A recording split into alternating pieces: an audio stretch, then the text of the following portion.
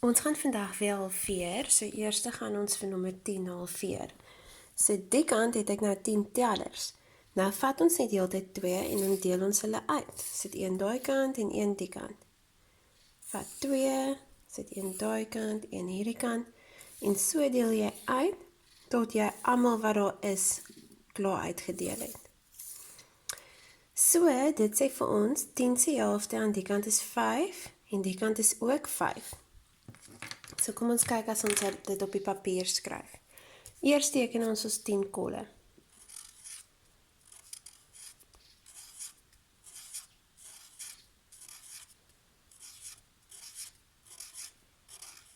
Nou moet ons mos 2 bokse teken, waarin ons die kolle kan uitdeel. Maar onthou my bokse lyk 'n groot te teken, sodat al die kolle kan inpas. Ok, nou vat ons 2 weg, deel hulle uit, vat 2 weg, deel uit, vat 2, deel hulle uit, en jy deel almal van hulle wat daar is uit. Nou kan ons tel. 1, 2, 3, 4, 5.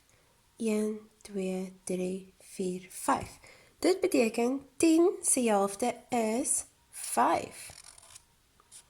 Nou kan jy kyk of jy die res van hulle self kan doen.